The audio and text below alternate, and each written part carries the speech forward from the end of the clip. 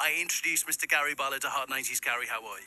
Good morning. How are you doing? It's been too long. I'm very good. It's always been too long whenever I see you. But when did we first meet? I first met you in 1997. Okay. Did an interview. You're promoting Open Road. Because I got that interview with you, I got a radio show. Really? So I actually owe my radio career to GB. Well, I don't quite believe that, but I knew it was a long time. Yeah. I just needed reminding when. But wow, that is a long time ago. And of course, this year we're here celebrating another big anniversary, which is Everything Changes. I didn't really realise how important that record was for us as like a band who were out there making music and touring. But that was a really big album for us. Does it feel like 30? Yes and no. It all seems like yesterday, mostly. But now and again, when you think of what you've done in those 30 years, and, the people who are in my life now, family I'm talking about here, it's brilliant. But I know as well, interesting thing is that you've had to go back and really listen back to the lyrics and focus on Everything Changes. Ready to perform it in its entirety? We're doing this thing called a weekender, which I believe in years to come will be a popular thing for artists. It's kind of aimed at like hardcore fans, but it's a whole weekend of Take That in Malta. Amazing.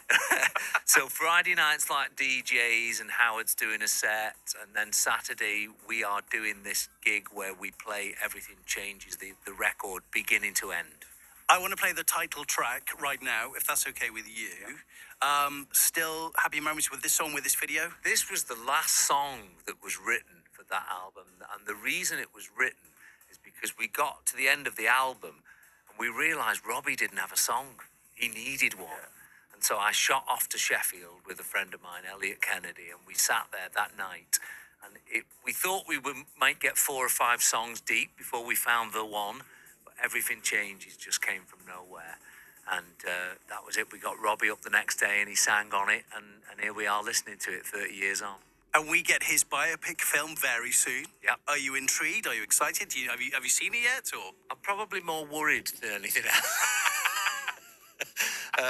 I have seen a couple of scripts. I think whenever we're having documentaries and things made about us, we try and keep generally a little bit hands off so you can let someone else, and I think that's how Robbie's been with this. Yeah. He's not tried to get too involved, because what happens is you end up shaping it to suit you rather than the story itself.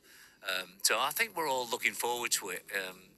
We're in a great period. We're all friends nowadays, so we all share in each other's success.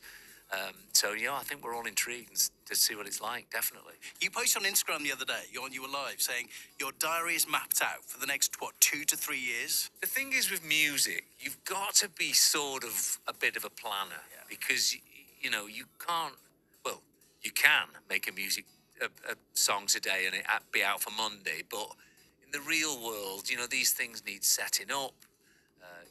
If you're touring, I'm in a band, so of course we've got to plan, because it's 3 people's lives, not just one. I think you've got to be a bit of a planner.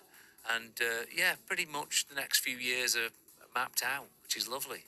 Are we thinking a new GB solo album, or I'm going to ask that. I wasn't thinking of. But of course, I always say that Take That is number one. Yeah.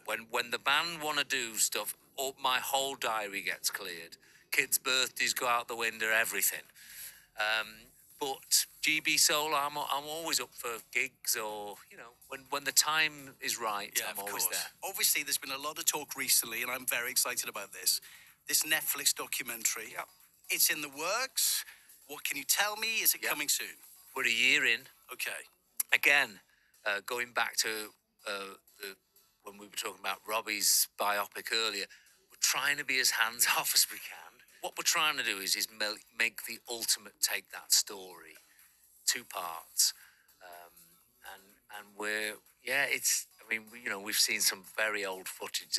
A lot of the footage has never been seen before. Oh, really? They've spent most of this first sort of year delving in the archives for things that weren't used. So a famous clip you might know of, the 5 minutes before it and the 4 minutes after it. It's been an adventure into archives, but again, brilliant and exciting for us. Are you hoping that Jason will speak on camera? Do you know if that's going to happen?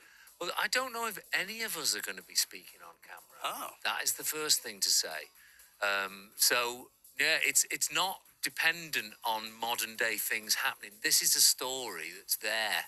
It's there. It's been documented. It just needs turning into 2 hours of TV. Can't wait to see it. It's been another incredible year with the tour, with Malta. Everything Changes 30th edition is out there, and then 2025 is around the corner. I know. Yeah, I think one of the big things for us in this next year, for me and us as a band, is new music. I think we're going to be spending most of the year writing, getting back into a studio, collaboration. We've got some collaborations on the horizon. Have you now? We'll see. That's all I can tell you, mate. Look at my ego. Gary's working with people you've always wanted to work with, or A mixture. yeah. A mixture, actually. Yeah, it's something we've done a bit in our past. Obviously, the big Lulu moment. But other than that, we've not really done that much of it. And it's something we're quite interested in. We've been out there, so, we've been meeting people and people have come to see us on the road. And there's some exciting few little bits and pieces hovering around. Come back to Heart 90s, please, very soon. It's been too long. Please. I can't believe this is the first time. Crazy. Please, play the music. anytime. This is Heart.